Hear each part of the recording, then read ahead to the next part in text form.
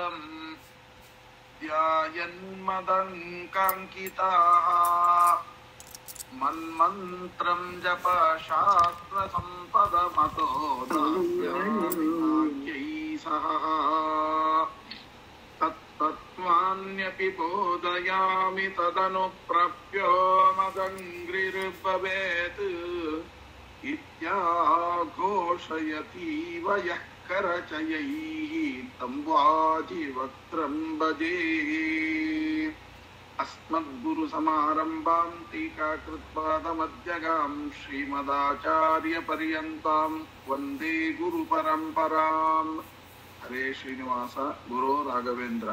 ಶ್ರವಣ ಮಾಡತಕ್ಕಂತಹ ಎಲ್ಲ ಅಧ್ಯಾತ್ಮ ಬಂಧುಗಳಿಗೂ ಕೂಡ ವಂದನೆಗಳನ್ನು ಅರ್ಪಿಸುತ್ತಾ, ಈ ಯಾವ ಬ್ರಹ್ಮರುದ್ರಾದಿ ವಂದ್ಯಂತ್ವಾಂ ಭಜೆ ವೆಂಕಟನಾಯಕಂ ನಿವಾರಯಿಸ್ವಾನಿಷ್ಟಾನಿ ಸಾಧಯೇಷ್ಟಾನಿ ಮಾಧವ. ಶ್ರೀನಿವಾಸ ಕಲ್ಯಾಣದಲ್ಲಿ ನಾವು ಎಲ್ಲಿಯ ತನಕ ಬಂದಿದ್ದೆವು ಅಂತ ಯೋಚನೆ ಮಾಡಿದಾಗ ಮಧ್ಯದಲ್ಲಿ 2 ದಿನ ಇರಲಿಲ್ಲ. ಆದರೂ ಕೂಡ ಆ ಭಗವಂತನ ಅನುಗ್ರಹದಿಂದ ನಾವು ಆ ಪತ್ರವನ್ನ ಆಕಾಶರಾಜ ಬರದ ಅಂತನ್ನೋದನ್ನ ನಾವು ಕೇಳಿದ್ವಿ. ಕೊನೆಗೆ ಹೇಳ್ತಾರೆ, ಆ ಆಕಾಶರಾಜ ಶುಕಾಚಾರ್ಯರ ಕೈಯಲ್ಲಿ ಆ ಪತ್ರವನ್ನು ಕೊಟ್ಟು ರೋಷ ಮಾತ್ರ ಮುಪಾಗಮ್ಯ ಶುಕಂ ವಚನಮಬ್ರವೀತ್ ಏನ ಕೇನ ಪ್ರಕಾರೇಣ ತಸ್ಯ ಚಿತ್ತಂ ವಶೀಕುರು. ಸ್ವಾಮಿ ಎಂತಹ ಮಾತನ್ನು ಹೇಳ್ತಾ ಇದ್ದಾರೆ ಅಂದ್ರೆ, ಒಂದು ರಹದಾರಿ ಅಂತ ಕೇಳ್ತಾರೆ. ರೋಷ ಮಾತ್ರ ಅಂದ್ರೆ ಒಂದು ರಹದಾರಿ ದೂರದವರೆಗೂ ಕೂಡ ಆಕಾಶರಾಜ ಶುಕಾಚಾರ್ಯ ಜೊತೆಗೇ ಬರ್ತಾನಂತೆ. ಸ್ವಾಮಿ ಗೊತ್ತಲ್ಲ, ನನ್ನ ಬಗ್ಗೆ ನಿಮ್ಗೆಲ್ಲ ಗೊತ್ತಲ್ಲ, ಏನಾರು ಮಾಡಿ ಅವನ್ನ ಒಪ್ಪಿಸ್ಬೇಕು ಹಾಗೆ ಅಂತ. ಅಂದ್ರೆ ಏನ್ ಹೇಳ್ತಾ ಇದ್ದಾರೆ, ಅಯುತಂ ಸ್ವರ್ಣಲಕ್ಷಂ ವಾ ಕೋಟಿ ವಾ ಅರ್ಬುದಮೇವ ವಾ ದಾಸ್ಯಾಮಿ ದ್ರವ್ಯ ನಿಚಯಂ ನಾತ್ರ ಕಾರ್ಯ ವಿಚಾರಣ. ಅವರಿಗೆ 10,000ವಾಗಲಿ, ಅವನು 10,000 ದ್ರವ್ಯ ಕೇಳ್ತಾನ, ಅದಕ್ಕೂ ರೆಡಿ. ಲಕ್ಷ ದ್ರವ್ಯವಾಗಲಿ, ಕೋಟಿ ದ್ರವ್ಯವಾಗಲಿ, ಅರ್ಬುದ ದ್ರವ್ಯವಾಗಲಿ, ನಾನು ಅವರು ಕೇಳಿದ್ದನ್ನ ಕೊಟ್ಟು ಶ್ರೀನಿವಾಸನಿಗೆ ಕಲ್ಯಾಣವನ್ನ ಮಾಡ್ತೇನೆ ಅಂತ ಈ ರೀತಿಯಾಗಿ ಹೇಳ್ತಾರೆ. ಏನು ದೇವರನ್ನ ಹಣದಲ್ಲಿ ಕೊಂಡುಕೊಳ್ತಾ ಇದ್ದಾನ ಆಕಾಶರಾಜ ಅಂತ ಅನ್ನುವಂತಹ ವಿಚಾರ ನಮಗೆ ಬರ್ತದೆ. ಹಾಗಾದ್ರೆ ಅಯುತಂ ಸ್ವರ್ಣ ಲಕ್ಷಂ ವಾ ಕೋಟಿಂ ವಾ ಅರ್ಬುದಮೇವ ವಾ, ಏನಿದ್ರ ಅರ್ಥ? 10,000ವಾದರೂ ಕೊಡ್ತೇನೆ ಅಂತ ಹೇಳ್ತಾನೆ. ಅಯುತಂ ಅಂದ್ರೆ 10,000, ಲಕ್ಷ ಅಂತ ಅರ್ಥ. ಲಕ್ಷಂ ವಾ ಅಂತಂದ್ರೆ 2 ಆಯ್ತು. ಕೋಟಿಂ ವಾ ಅರ್ಬುದಮೇವ ವಾ ಅಂದ್ರೆ 10,000, ಲಕ್ಷ, ಕೋಟಿ, ಅರ್ಬುದ, ಈ 4 ಅಂಶವನ್ನ ಇಲ್ಲಿ ಹೇಳ್ತಾ ಇದ್ದಾರೆ. ಹಾಗಾದ್ರೆ 4 ವಿಧವಾದ 10,000ಕ್ಕೂ ದೇವರು ಬಗ್ಗೋನಲ್ಲ, ಲಕ್ಷಕ್ಕೂ ದೇವರು ಬಗ್ಗೋನಲ್ಲ, ಕೋಟಿಗೂ ಬಗ್ಗೋನಲ್ಲ, ಅರ್ಬುದಕ್ಕೂ ಬಗ್ಗೋನಲ್ಲ. ಮತ್ತೆ ಅಂದ ಮೇಲೆ ಈ ಆಕಾಶರಾಜ ಯಾಕೆ ಹೇಳಿದ ಅಂತ ಒಂದು ಪ್ರಶ್ನೆ ಬರುತ್ತೆ. ಅದಕ್ಕೆ ಹೇಳ್ತಾರೆ, ಈ 10 ಅಂತನ್ನೋದು 10,000 ಅಂತಂದ್ರೆ ಏನರ್ಥ ಅಂದ್ರೆ, ನಮ್ಮ ಒಳಗಿರತಕ್ಕಂತಹ 10 ಇಂದ್ರಿಯಗಳು ಅಂತ ಅರ್ಥ. ದಶ ಅನ್ನುವ ಶಬ್ದಕ್ಕೆ ನಮ್ಮ ಒಳಗಿರತಕ್ಕಂತಹ 10 ಇಂದ್ರಿಯಗಳು. 1000 ಅಂದ್ರೆ 10,000 ದ್ರವ್ಯಗಳು ಅಂತಂದ್ರು. ಅಯುತಂ ಸ್ವರ್ಣ ಲಕ್ಷಂ ವಾ, ಅಯುತ ಅಂದ್ರೆ 10,000. 10 ಅಂತಂದ್ರೆ ಏನರ್ಥ? ಒಳಗಿರತಕ್ಕಂತಹ 5 ಜ್ಞಾನೇಂದ್ರಿಯ, 5 ಕರ್ಮೇಂದ್ರಿಯಗಳು ಅಂತ ಅರ್ಥ. ಅದು 10,000. 1000 ಅಂದ್ರೆ ಏನರ್ಥ? ಸಾವು ಇರದ. 1000 ಅಂದ್ರೆ ಸಾವು ಇರದ ಅಂತ ಅರ್ಥ. ಈ ಇಂದ್ರಿಯಗಳು ಸಾವು ಇರದ ಪರಿಸ್ಥಿತಿಯಲ್ಲಿ ಉಂಟಾದರೆ ದೇವರು ಸಿಗ್ತಾನೆ. ಸಾವು ಇರದ ಅಂದ್ರೆ ಸತ್ತು.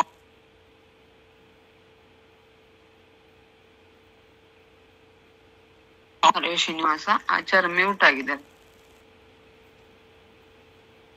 ಯಾರು ಇದು ಮಾಡ್ಬೇಡ್ರಮ್ಮ, ಮ್ಯೂಟ ಮಾಡ್ಬಾರ್ದು ದಯವಿಟ್ಟು.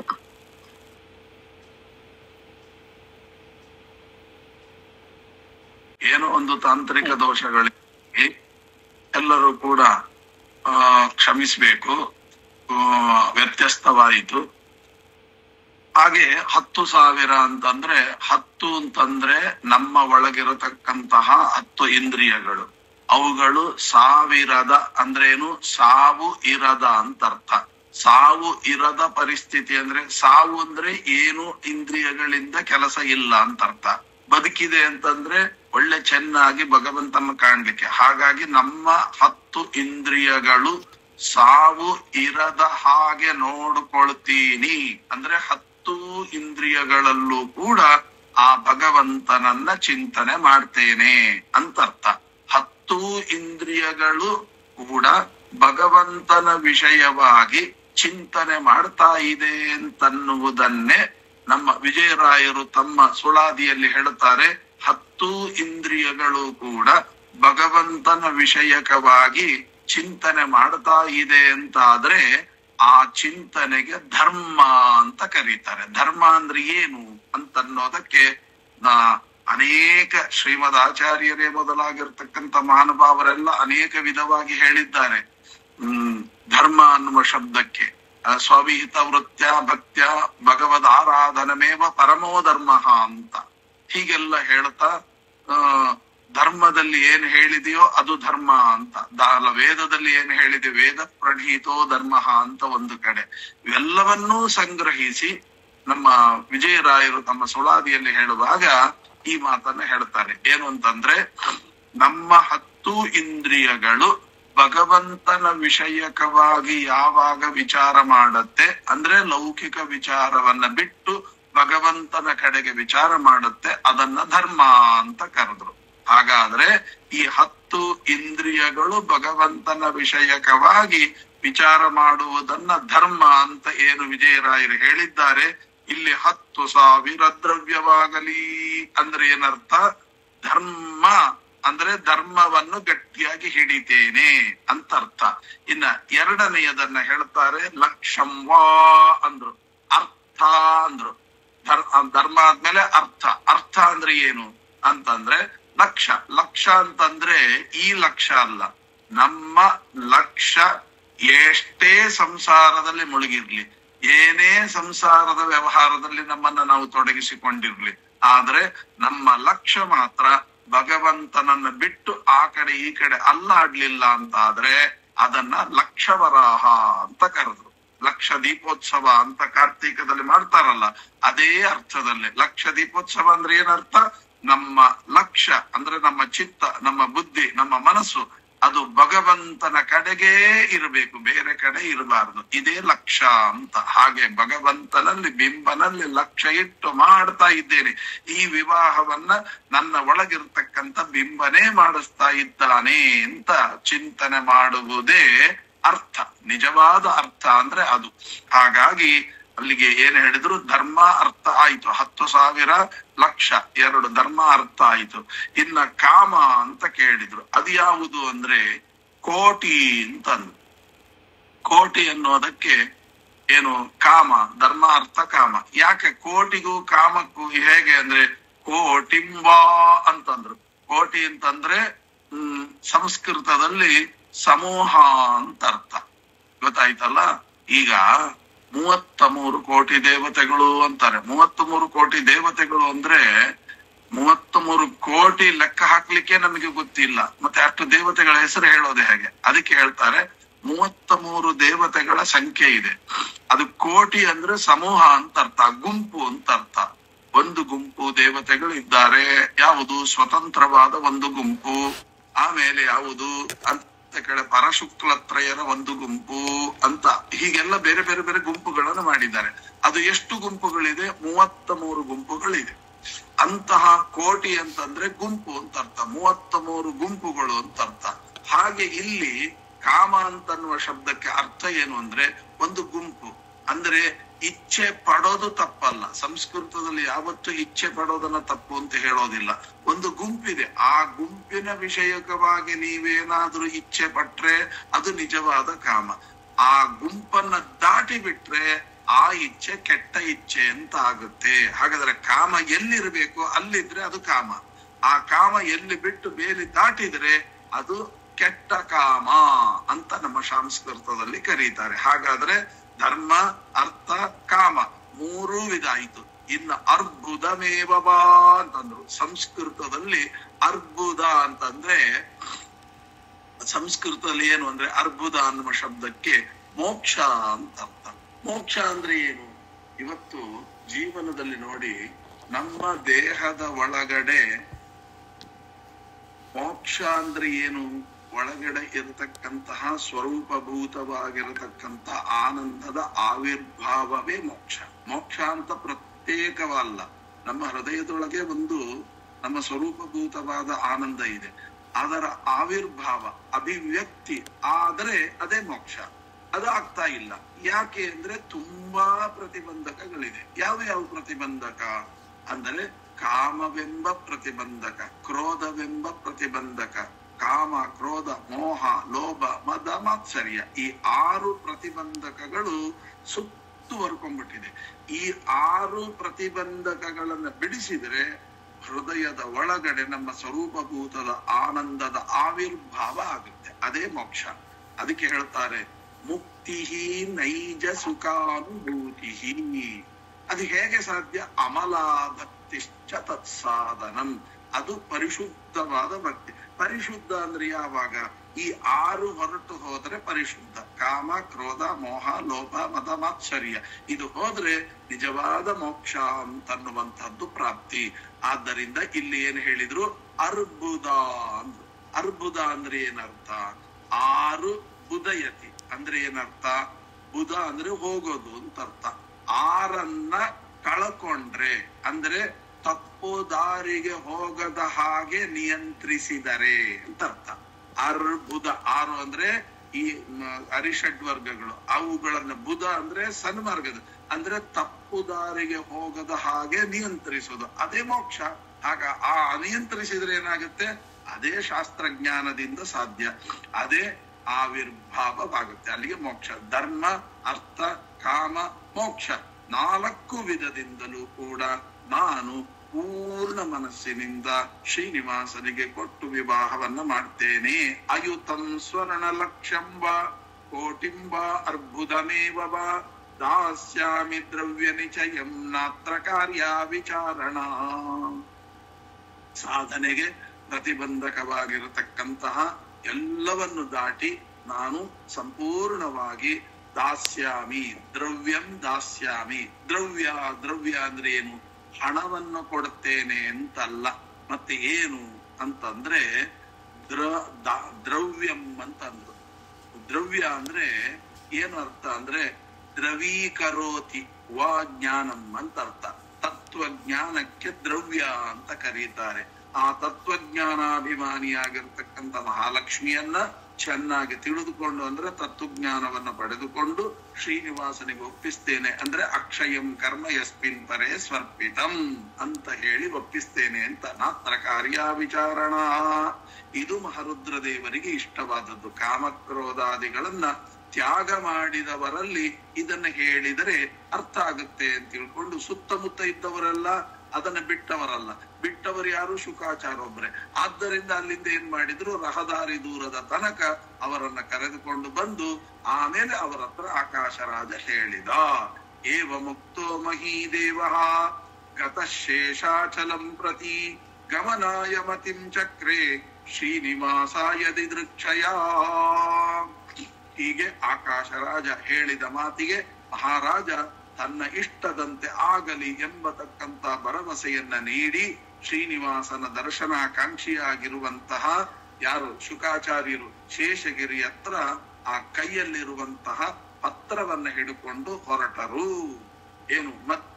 ಮಧ್ಯಂಗತೆ ಭಾನುಮತೋ ಮಹಾತ್ಮ ಸಮಾಗತಸ್ತತ್ರ ಶುಕಸ್ಯ ಶಿಷ್ಯಃ ಗುರುದ್ವಯೇನಾನುಗತೋ ವಿರಾಗಿ ತದ್ದರ್ಶನಾತ್ ಆಹ್ಲದ ತತ್ವತೇಶಃ. ಆ ಶಿಷ್ಯರಿಂದ ಒಡಗೂಡಿಕೊಂಡು ಮಧ್ಯಾಹ್ನ ಕಾಲದಲ್ಲಿ ವೆಂಕಟಾಚಲ ಪರ್ವತಕ್ಕೆ ಹೊರಟಿದ್ದಾರೆ. ಮಧ್ಯಾಹ್ನ ಆಗಿದೆ. ಬೆಳಗ್ಗೆ ಹೊರಟಿದ್ದು ಮಧ್ಯಾಹ್ನ ಆಗಿದೆ. ಆವಾಗ ಜ್ಞಾನಿಯಾಗಿರತಕ್ಕಂಥ ಶುಕಾಚಾರ್ಯಗೆ ಶ್ರೀನಿವಾಸ ದಿವ್ಯ ಮಂಗಲ ಮೂರ್ತಿಯ ದರ್ಶನವಾಗುವುದು ಎಂಬತಕ್ಕಂತಹ ಸಂತೋಷವನ್ನ ಮನಸ್ಸಿನಲ್ಲಿಟ್ಟುಕೊಂಡು ಮಾರ್ಗಾಯಾಸವನ್ನ ತಿಳಿಯಲಿಲ್ಲ. ತದ್ದರ್ಶನಾತ್ ಆಹ್ಲಾದ ಗತಾದ್ವಶೇಷ. ಅಂದ್ರೆ ಜೀವನದಲ್ಲಿ ನಾವು ಯಾತ್ರೆ ಮಾಡುವಾಗ ನನಗೆ ಆ ದೇವರ ದರ್ಶನ ಆಗುತ್ತೆ ಅಂತ ತಲೆಯಲ್ಲಿ ಇಟ್ಟುಕೊಳ್ರಿ, ಆ ಮಾರ್ಗದ ಆಯಾಸವೇ ಆಗುವುದಿಲ್ಲ ಎಂಬ ಒಂದು ಹೊಸ ಉಪಾಯವನ್ನ ಶುಕಾಚಾರ್ಯ ನಮ್ಗೆ ತಿಳಿಸಿಕೊಡ್ತಾರೆ. ಅವರಿಗೆ ಯಾಕೆ ಮಾರ್ಗದ ಆಯಾಸ ಆಗ್ಲಿಲ್ಲ? ನಾನು ಯಾವಾಗ ಶ್ರೀನಿವಾಸನ ಕಂಡೆನೋ ಆ ಶ್ರೀನಿವಾಸನ ಯಾವಾಗ ನಾನು ಕಾಣ್ತೀನಿ ಅನ್ನುವ ಯೋಚನೆಯಿಂದ ನಮಗೆ ಆಯಾಸ ಆಗೋದಿಲ್ಲ. ಎಷ್ಟೋ ಜನರಿಗೆ ಅನುಭವಕ್ಕೆ ಬಂದಿರಬಹುದು. ಏನು ಅಂತ ಕೇಳಿದ್ರೆ ಬೆಳಗ್ಗೆ ಏಳ್ಬೇಕು ಅಂತಂದ್ರೇನೆ ಸ್ವಲ್ಪ ಶ್ರಮ ಸಾಧ್ಯ ಆಗುತ್ತೆ. ಕೆಲವರಿಗೆ ಏಳ್ಲಿಕ್ಕೆ ಆಗೋದಿಲ್ಲ. ಏಳ್ಬೇಕು ಅಂತ ಆಸೆ ಇರುತ್ತೆ, ಏಳ್ಲಿಕ್ಕೆ ಆಗೋದಿಲ್ಲ. ಅದೇ ನೋಡಿ ಸುಪ್ರಭಾತದಲ್ಲಿ ಬರ್ತಾರೆ, ಭಗವಂತನ ವರ್ಣನೆ ಮಾಡ್ತಾರೆ. ಹಾಗಾದ್ರೆ ನಮ್ಮನ್ನ ಆ ಶ್ರೀನಿವಾಸನ ಹತ್ರ ಕರ್ಕೊಂಡು ಹೋಗ್ತಾರೆ. ಹಾಗಾದ್ರೆ ಶ್ರೀನಿವಾಸನ ಹತ್ರ ಕರ್ಕೊಂಡು ಹೋಗಿ ಅವರ ಒಮ್ಮೆ ದರ್ಶನ ಮಾಡಿಸಿ ಕರ್ಕೊಂಡು ಬರ್ತಾರೆ ಅಂತ ಅನ್ನೋದನ್ನು ತಲೆಯಲ್ಲಿ ಇಟ್ಕೊಳ್ಳಿ. ಆ ನಿದ್ದೆ ಗಿದ್ದೆ ಎಲ್ಲ ಹೊರಟೋಗಿ ಆ ಚೈತನ್ಯ ಬಂದ್ಬಿಡ್ತದೆ ಅಲ್ವಾ? ದಿನನಿತ್ಯ ನಾವು ಕಾಣ್ತೇವೆ ಅದನ್ನ. ಸುಪ್ರಭಾತ ಇದೆ ಅಂತ ಆದ್ರೆ ನಿದ್ದೆ ಗಿದ್ದೆ ಎಲ್ಲ ಹೊರಟು ಹೋಗುತ್ತೆ. ಏನೂ ಇಲ್ಲ ಅಂತ ಆದ್ರೆ ಮತ್ತೆ ಹಾಯಾಗಿ 7 ಗಂಟೆ ತನಕ ಮಲ್ಕೊಳ್ಳೋಣ ಅಂತ ತೋರುತ್ತೆ. ಹಾಗಾಗಿ ಈ ಶ್ರೀನಿವಾಸನ ಕಾಣ್ತೀವಿ ಅಂತನ್ನುವ ಹಂಬಲವೇ ನಮ್ಮ ಈ ಯಾವ ಸೋಮಾರಿತನವನ್ನ, ಅಜಾಡ್ಯತನವನ್ನ ಹೋಗಲಾಡಿಸ್ತದೆ ಅನ್ನುವಂತಹ ತತ್ವವನ್ನ ಇಲ್ಲಿ ಶುಕಾಚಾರ್ಯ ನಮ್ಗೆ ತಿಳಿಸಿದ್ರು. ತದ್ದರ್ಶನಾತ್ ಆಹ್ಲಾದ ಗತಾದ್ವಶೇಷ. ಆ ಮಾರ್ಗದ ಆಯಾಸವನ್ನೇ ಅವರು ಪಡೆದಿಲ್ಲ. ಅಂದ್ರೆ ಅವರಿಗೆ ಆಯಾಸವೇ ಆಗಲಿಲ್ಲ. ಯಾಕೆ?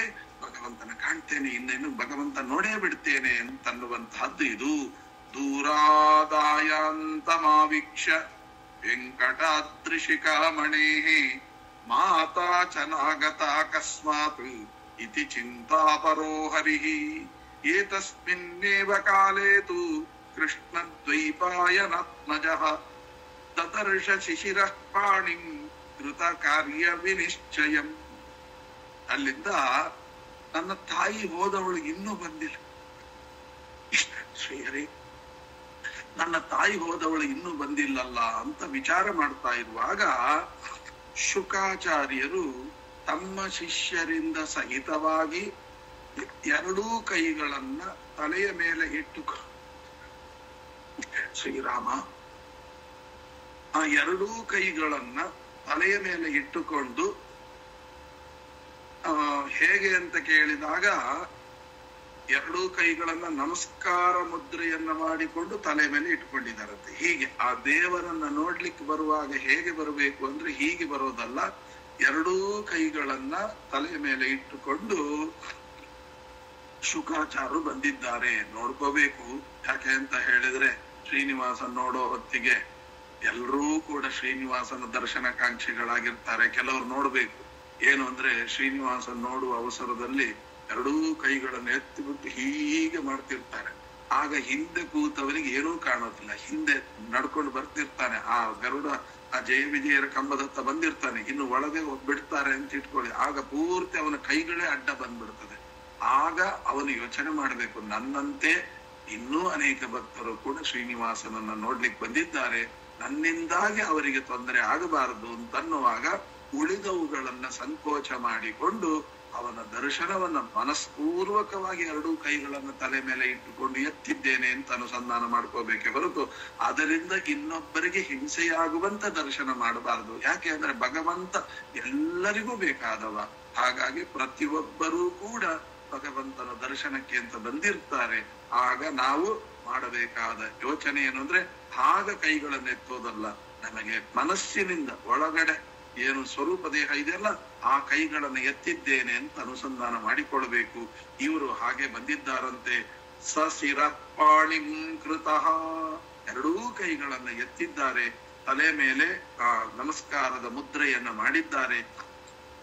ಅದು ಹೇಗೆ ಬರ್ತಾ ಇದ್ದಾರಂತೆ? ಕೃಷ್ಣ ದ್ವೈಪಾಯನಾತ್ಮಜಂ.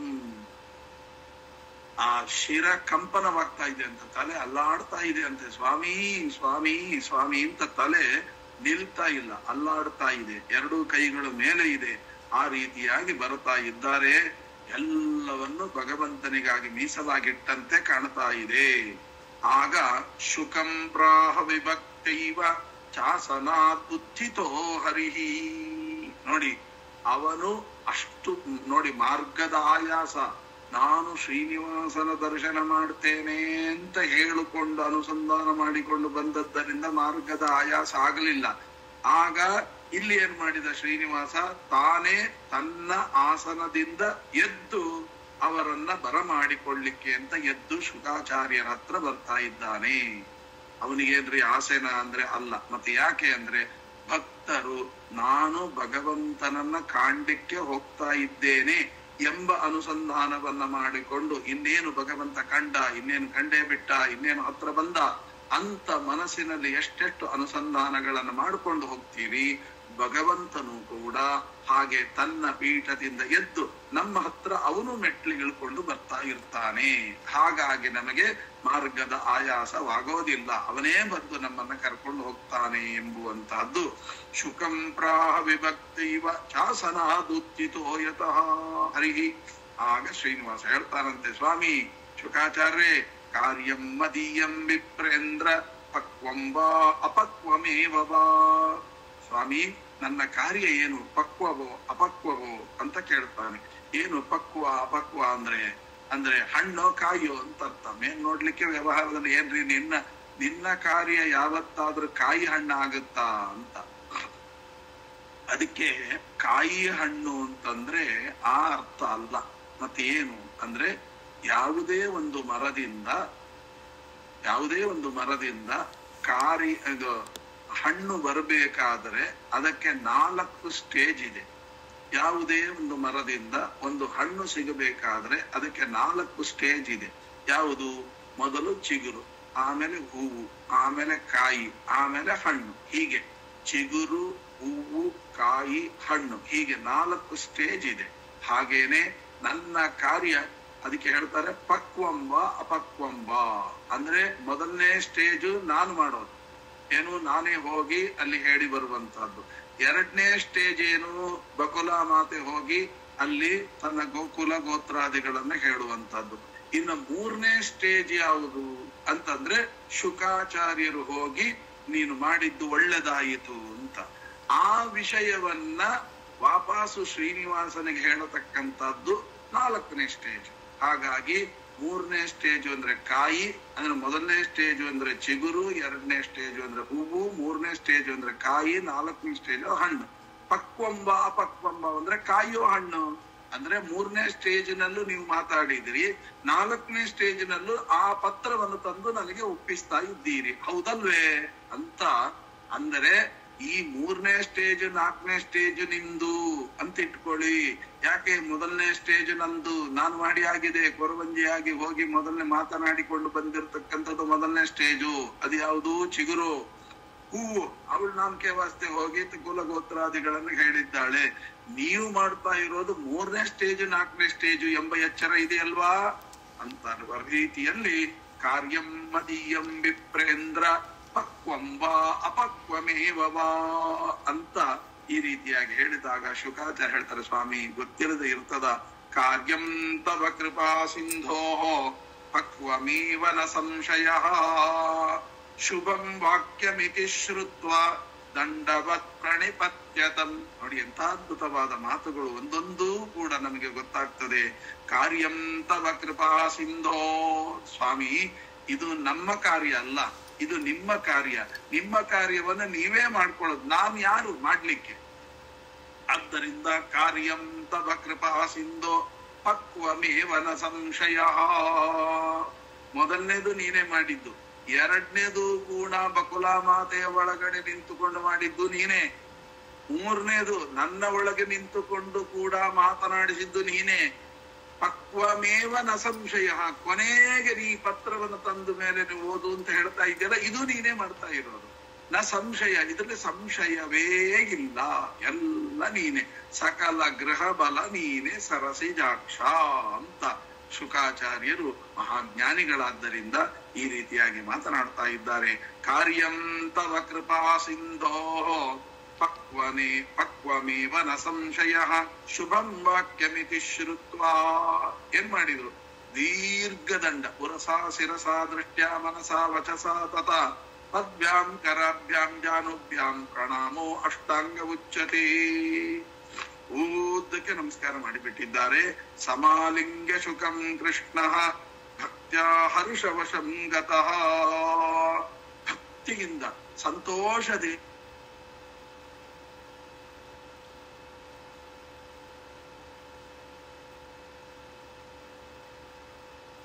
ಮ್ಯೂಟ್ ಆಗಿದೆ.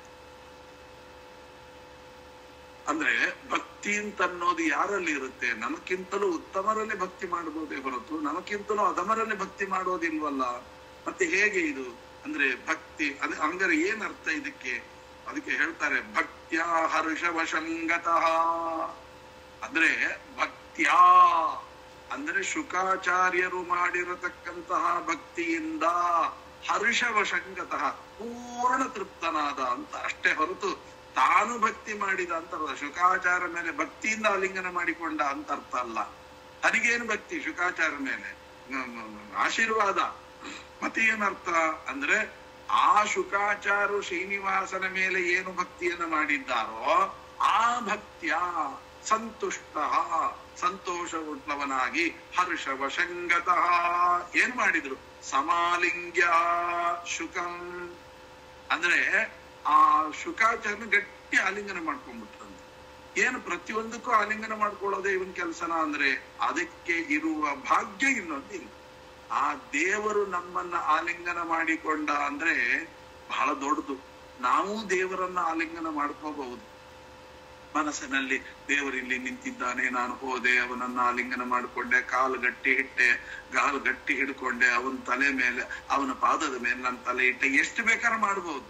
ಅದು ಪ್ರಯೋಜನ ಇಲ್ಲ ಅಲ್ಲ. ಪ್ರಯೋಜನ ಇಲ್ಲ ಅನ್ನುವ ಶಬ್ದಕ್ಕೆ ಮಾಡೋದು ಒಳ್ಳೇದು, ಮಾಡಿದ್ರೇನೆ ಅವನ್ ಸಿಗೋದು. ಆದ್ರೆ ನಾವು ಎಷ್ಟೇ ಅವನನ್ನ ಆಲಿಂಗನ ಮಾಡಿಕೊಂಡ್ರು ಅವನಮ್ಮನ್ನ ಆಲಿಂಗನ ಮಾಡ್ಕೋಬೇಕು. ಹಾಗೆ ಉದಾಹರಣೆಗೆ ಎಷ್ಟು ಚೆನ್ನಾಗಿ ಹೇಳ್ತಾರೆ ವ್ಯಾಖ್ಯಾನಕಾರ ಉದಾಹರಣೆಯಲ್ಲಿ ಅಂದ್ರೆ, ಒಂದು ಸಂತೆ ಇದೆ. ಆ ಸಂತೆಯಲ್ಲಿ ಹೋಗುವಾಗ ತಾಯಿ ಮಗುವನ್ನ ಸಂತೆಯಲ್ಲಿ ಕರ್ಕೊಂಡು ಹೋಗುತ್ತೆ. ಸಂತೆಯಲ್ಲಿ ಕರ್ಕೊಂಡು ಹೋದಾಗ ಏನಾಗುತ್ತೆ, ಆ ಮಗುಗೆ ಆ ಅಂಗಡಿಯಲ್ಲಿರತಕ್ಕಂಥ ಪದಾರ್ಥಗಳು ನೋಡುವಾಗ ತುಂಬಾ ಹುಚ್ಚೆದ್ದು ಕುಣಿತದೆ ಮನಸ್ಸು. ಅದು ತಗೊಬೇಕು, ಇದು ತಗೊಬೇಕು, ಅದು ತಗೊಬೇಕು, ಇದು ತಗೊಬೇಕು ಅಂತ ಹೇಳಿ ಮನಸ್ಸು ಹುಚ್ಚೆದ್ದು ಕುಣಿತದೆ. ಆಗ ಆ ಮನಸ್ಸು ಹುಚ್ಚೆದ್ದು ಕುಣಿಯುವಾಗ ಏನ್ ಮಾಡುತ್ತೆ, ಈ ಅಮ್ಮ ನೋಡಿದ್ರೆ ಕೈ ಬಿಡ್ತಾ ಇದೆ, ಗಟ್ಟಿ ಹಿಡ್ಕೊಂಡ್ಬಿಟ್ಟಿದ್ದಾಳೆ. ಏನ್ ಮಾಡ್ಬೇಕು? ನಿಜವಾಗಿಯೂ ಕೂಡ ಅದು ಯಾವುದಕ್ಕೂ ಕೂಡ ಮನಸ್ಸಾಗಿದೆ, ಆದ್ರೆ ಅದು ತಗೊಳ್ಳಿಕ್ಕೆ ಹೋಗ್ತಾ ಇಲ್ಲ. ಯಾಕೆ ಹೋಗ್ತಾ ಇಲ್ಲ? ಆ ತಾಯಿ ಮಗುವ ಕೈ ಹಿಡಿದಿದ್ದು. ಇಲ್ಲಿ ಏನಾಗಿದೆ ಅಂದ್ರೆ, ತಾಯಿ ಮಗುವ ಕೈ ಹಿಡಿದದ್ದರಿಂದ ಆ ಕಡೆ ಈ ಕಡೆ ಏನೇ ಮನಸ್ಸಾದ್ರೂ ಕೂಡ ಹೋಗಲ್ಲ. ಅದೇ ಮಗು ತಾಯಿ ಕೈ ಹಿಡಿದಿತ್ತು ಅಂತ ಇಟ್ಕೊಂಡು ಏನಾಗುತ್ತೆ, ತನಗೆ ಆ ಕಡೆ ಆಸೆ ಬಂತು ಅಂದ್ರೆ ಆ ಕೈ ಯಾವಾಗ ಬೇಕಾದ್ರೂ ಬಿಡಬಹುದು. ಅದೇ ಆ ತಾಯಿ ಮಗು ಕೈ ಹಿಡಿದಿದ್ರೆ ಯಾವತ್ತೂ ಬಿಡ್ಲಿಕ್ಕೆ ಆಗೋದಿಲ್ಲ. ಮಗುನೇ ತಾಯಿ ಕೈ ಹಿಡಿದ್ರೆ ಅದು ಯಾವತ್ತಾದ್ರೂ ಬಿಟ್ಟು ಹೋಗೋದೆ. ಯಾಕಂದ್ರೆ ಬೇರೆ ಕಡೆ ಆಕರ್ಷಣೆ ಆಯಿತು ಅಂದ್ರೆ ಮೆಲ್ಲ ಅಮ್ಮನ ಕೈಯನ್ನು ಬಿಟ್ಟು ಓಡೋಗುತ್ತೆ. ಅದೇ ತಾಯಿ ಕೈ ಹಿಡಿದಿದ್ರೆ ಬಿಡಿಸ್ಕೊಳ್ಲಿಕ್ಕೆ ಆಗಲ್ಲ. ಹಾಗೇನೆ ಇಲ್ಲಿ ಭಗವಂತ ನಮ್ಮನ್ನ ಆಲಿಂಗನ ಮಾಡ್ಕೊಳ್ಳೋದು ಬೇರೆ, ನಾವು ಭಗವಂತನ ಆಲಿಂಗ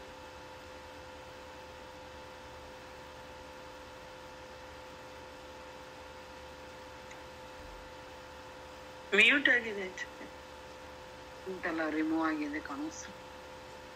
ಅಮ್ಮ ಯಾರಮ್ಮ ಗೊತ್ತಾಗ್ತಾ ಇಲ್ಲ. ಇಷ್ಟು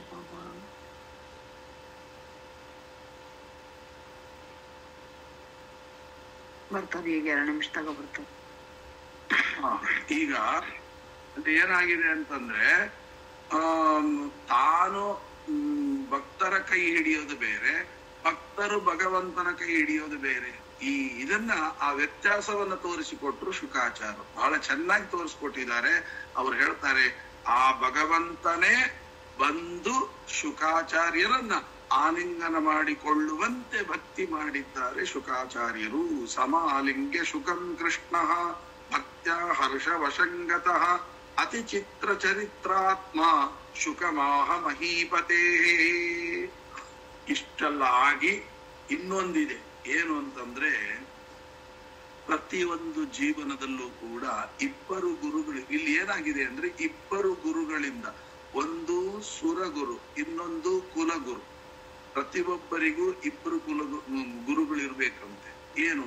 ಒಂದು ಕುಲಗುರುಗಳು. ಕುಲಗುರುಗಳು ಅಂದ್ರೆ ನಮ್ಮ ಪರಂಪರೆಯಿಂದ ಬಂದಿರುವಂತಹ ಅವರ ತಂದೆ ಎಲ್ಲಾರು ನಮ್ಮ ಮನೆ ಪುರೋಹಿತರೆ, ಕುಲಗುರುಗಳೇ.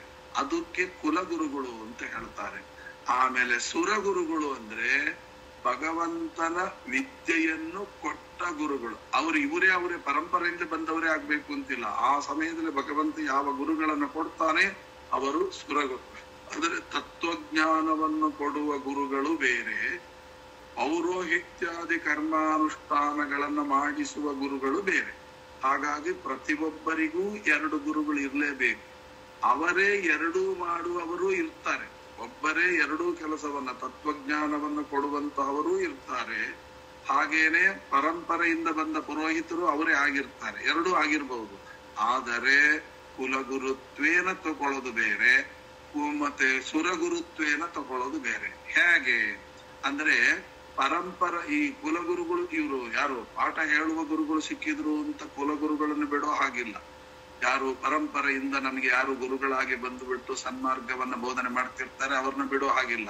ಅವರಿಗೆ ಕೊಡುವ ಗೌರವ ಅವರಿಗೆ ಕೊಡ್ಲೇಬೇಕು. ಕೊಟ್ಟ ಮೇಲೆ ತತ್ವಜ್ಞಾನ ಕೊಡ್ಲಿಕ್ಕಾಗಿ ಬಂದಿರತಕ್ಕಂತ ವೇದಾಂತ ಪಾಠಾದಿಗಳನ್ನು ಹೇಳಲಿಕ್ಕೆ ಬಂದಾಗ ಅವರಿಗೂ ಗೌರವ ಕೊಡಬೇಕು. ಹಾಗೆ ಅಂತ ತಿಳ್ಕೊಂಡು ಅವ್ರಿಗೆ ಕಮ್ಮಿ ಮಾಡಬಾರ್ದು. ಇದು ಜೀವನದಲ್ಲಿ 2 ಗುರುಗಳನ್ನ ಮಾಡಬೇಕು. ಕುಲಗುರು ಅದಕ್ಕೆ ಹೇಳ್ತಾರೆ ಮಹಾತ್ಮಾಭಿರಪಿ ತತ್ಯುಕ್ತಂ ಅಶಕ್ತಯ ಮಹತೋದ್ವಯೇ ದೇಹ ಗೇಹಾಭಿಮಾನಿ. ಅವ್ರು ಏನ್ ಮಾಡ್ತಾರೆ ಅಂದ್ರೆ, ಕುಲಗುರುಗಳು ಏನ್ ಮಾಡ್ತಾರಂತೆ, ಈ ಗೇಹ ಅಂದ್ರೆ ಮನೆಯ ಮೇಲಿನ ಅಭಿಮಾನ. ಮನೆ ಅನ್ನುವ ಶಬ್ದಕ್ಕೆ ಹೆಂಡತಿ, ಮಕ್ಕಳು, ಆಮೇಲೆ ಸಂಪತ್ತು, ವಾಹನ ಎಲ್ಲ ಇರ್ಬಹುದು. ಈ ದೇಹವನ್ನು ಬಿಟ್ಟು ಉಳಿದ ಭೋಗದ ಸಾಮಗ್ರಿಗಳು ಯಾವ್ದು ಬೇಕಾದ್ರೂ ಇರ್ಬೋದು, ಅದರ ಅಭಿಮಾನವನ್ನ ಬಿಡಿಸ್ತಾರೆ ಕುಲಗುರುಗಳು. ದೇವಗುರುಗಳು ಏನ್ ಮಾಡ್ತಾರೆ, ಈ ದೇಹದ ಮೇಲೆ ಇರತಕ್ಕಂತ ಅಭಿಮಾನವನ್ನ ಬಿಡಿಸ್ತಾರೆ. ದೇಹ ಗೇಹಾದಿ ಅಭಿಮಾನಂ ತ್ಯಕ್ತ್ವಾ ಅಂತಾರೆ. ದೇಹ ಗೇಹ ಅಂತ. ದೇಹ ಅಂದ್ರೆ ಈ ಶರೀರ, ಗೇಹ ಅಂದ್ರೆ ಯಾವ ಸುಖ ಭೋಗ ಸಾಮಗ್ರಿಗಳಿದೆ ಅವುಗಳು, ಹೆಂಡತಿ, ಮಕ್ಕಳು, ಮನೆ, ಮಠ, ಏನ್ ಬೇಕಾದ್ರೂ ಆಗಿರ್ಬೋದು. ಅದೆಲ್ಲವುಗಳ ಅಭಿಮಾನವನ್ನು ಬಿಡಿಸುವವರು ಕುಲಗುರುಗಳಾದ್ರೆ, ಈ ದೇಹದ ಮೇಲೆ ತತ್ವಜ್ಞಾನವನ್ನು ಕೊಟ್ಟು ಇದು ಶರೀರ ಶಾಶ್ವತ ಅಲ್ಲ, ಯಾರಿಗೂ ಸ್ಥಿರವಲ್ಲ, ನೆಚ್ಚೆದರು ಈ ಸಂಸಾರ ಅಂತ ಹೇಳಿ ಶರೀರದ ಮೇಲೆ ವ್ಯಾಮೋಹವನ್ನು ಬಿಡಿಸಿಕೊಡ್ತಕ್ಕಂಥವು. ಹಾಗಾಗಿ ಪ್ರತಿಯೊಬ್ಬರೂ ಕೂಡ ಈ 2 ಗುರುಗಳನ್ನ ಇಟ್ಟುಕೊಳ್ಬೇಕು. ಅದನ್ನೇ ಹರಿವಂಶದಲ್ಲಿ ಹೇಳ್ತಾರೆ, ಆತ್ಮನೋ ದೇಹ ಗೇಹಾದಿ ದ್ವಯ ಶಬ್ದೇನ ಬಣ್ಯತೆ. ಆದ್ದರಿಂದ 2 ಗುರುಗಳನ್ನ ಪಡಿಲೇಬೇಕು ಅನ್ನುವಂತಹದ್ದನ್ನ ಇಲ್ಲಿ ತಿಳಿಸಿಕೊಟ್ರು. ಅದರಲ್ಲಿ ಶುಕಾಚಾರ ಒಬ್ಬರು ಅಂತ ಅನ್ನುವಂತಹದ್ದನ್ನ ರಾರಾಜಿತೇನ ಆವಾಗ ಉತ್ತಮವಾಗಿರತಕ್ಕಂತಹದ್ದನ್ನ ಹೇಳ್ತಾರೆ. ಸ್ವಾಮಿ, ಈ ನಿನ್ನ ಸೇವೆ ಮಾಡುವ ಸೌಭಾಗ್ಯ ಸಿಕ್ಕಿದೆಯಲ್ಲ, ಇದಕ್ಕಿಂತ ದೊಡ್ಡದು ಮತ್ತೊಂದಿಲ್ಲ ಅಂತ ಶುಕಾಚಾರ್ಯ ಹೇಳ್ತಾರೆ. ಏವ ಮುಕ್ತ ಸಂಗಂ ತ್ವಂ ತಸ್ಯಾದಾತಾತ್ ಪುರುಷೋತ್ತಮ. ಹೇ ಸ್ವಾಮಿ, ಮಚ್ಚರೀರಾಗರಿಷ್ಠಂತೂ ನ ವಿಜಾನಾಮಿ ತೇ ವಿಭುಂ. ಈ ದೇಹ ಇರೋದೇ ನಿನ್ ಸೇವೆ ಮಾಡ್ಲಿಕ್ಕೆ, ಅದನ್ನೇ ಇಲ್ದಿದ್ರೆ ಏನ್ ಪ್ರಯೋಜನ? ಅವಶ್ಯವಾಗಿ ನಾನು ಮಾಡ್ತೇನೆ ಅಂತ ಹೇಳಿ ಹೇಳ್ತಾರೆ. ಯಥಾ ತ್ವಯಾ ಕೃತಂ ಕರ್ಮ ಯಥಾ ಪೂರ್ವಂ ಕಪೀಶ್ವರ. ಆವಾಗ ಬಹಳ ಸಂತೋಷವಾಗಿದೆ. ಆವಾಗ ಏನು ಹೇಳಿದ್ರು ಅಂತನ್ನೋದನ್ನೆಲ್ಲ ಪತ್ರವನ್ನ ಬರೀತಾರೆ. ಕೊನೆಗೆ ಆ ಪತ್ರದಲ್ಲಿರತಕ್ಕಂಥ ವಿಚಾರವನ್ನ ತಿಳಿದುಕೊಂಡು ತಾನೂ ಕೂಡ ಪತ್ರವನ್ನ ಬರೆಯಬೇಕು ಅಂತ ಹೊರಡುತ್ತಾರೆ. ಅಂದ್ರೆ ತಾನು ಆಕಾಶರಾಜನಿಗೆ ಮಾವನಿಗೆ ಪತ್ರ ಬರಿಬೇಕಲ್ಲ, ಇವನೇನ್ ಬರೆಯೋದು? ಇವನೇ ಅಖಿಲಾಂಡ ಕೋಟಿ ಬ್ರಹ್ಮಾಂಡ ನಾಯಕ, ಇವನೇನ್ ಪತ್ರ ಬರೀತಾನೆ, ಹೇಗೆ ಬರದ ಅಂತನ್ನುವಂತಹದ್ದನ್ನ ಮತ್ತೆ ನಾಳೆ ಸೇರಿದಾಗ ತಿಳಿದುಕೊಳ್ಳೋಣ ಅಂತ ಹೇಳ್ತಾ, ಅಯಂ ಶ್ಲೋಕಾಭಿಪ್ರಾಯ ಅಕ್ಷಯಂ ಕರ್ಮ ಯಸ್ಮಿನ್ ಪರೇ ಸ್ವರ್ಪಿತಂ ಪ್ರಕ್ಷಯಂ ಯಾಂತಿ ದುಃಖಾನಿ ಯನ್ನಾಮತಃ ಅಕ್ಷರೋ ಯೋಜರ ಸರ್ವದೈವಾಮೃತಃ ಕುಕ್ಷಿಗಂ ಯಸ್ಯ ವಿಶ್ವಂ ಸದಾ ಜಾಧಿಕಂ ಪ್ರೀಣಯಾಮೋ ವಾಸುದೇವಂ ದೇವತಾ ಮಂಡಲ ಅಖಂಡ ಮಂಡಲಂ ಶ್ರೀಕೃಷ್ಣಾರ್ಪಣಮಸ್ತು.